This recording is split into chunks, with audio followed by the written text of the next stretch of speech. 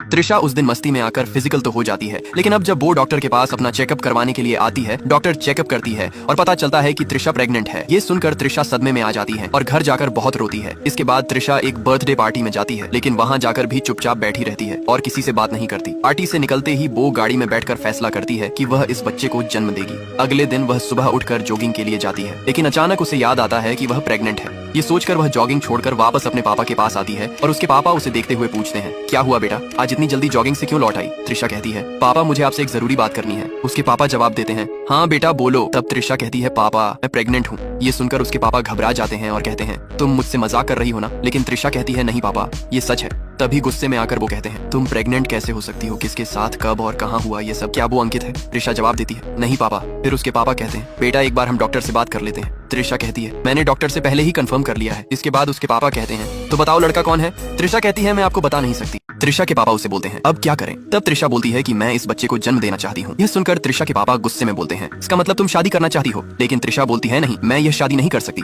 ये सुनकर त्रिशा के पापा बोलते हैं, क्या बात कर रही हो? तुम मुझसे शादी क्यों नहीं करना चाहती हो? त्रिशा फिर बोलती है, नहीं हो सकती। इसके बाद त्रिशा के पापा बोलते हैं, क्या हुआ, क्या वो लड़का शादीशुदा है? त्रिशा बोलती है, नहीं। फिर त्रिशा के पापा बोलते हैं, तो फिर क्या दिक्कत है? तुम एक काम करो, तुम अबॉर्शन करवा लो।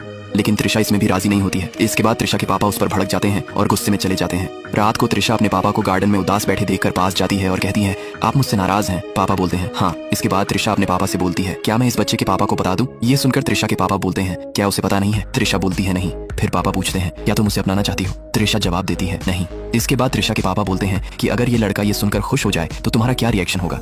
त्रिशा बोलती है, पता नहीं। फिर वो कहती है, क्या मैं उसे बता दूं?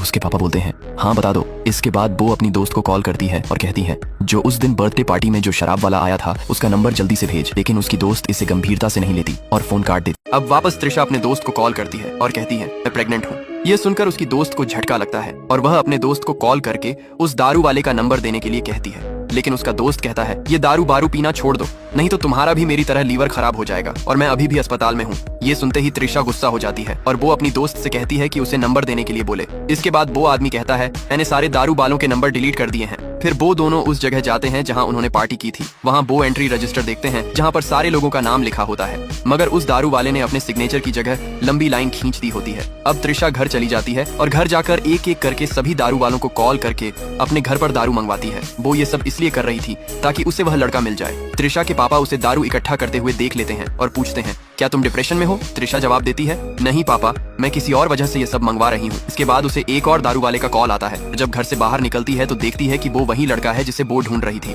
त्रिशा बहुत खुश हो जाती है और दौड़ते हुए जाकर उस लड़के को गले लगाती है। ये दोनों एक दूसरे को गले लगाने के बाद गाड़ी में बैठ जाते हैं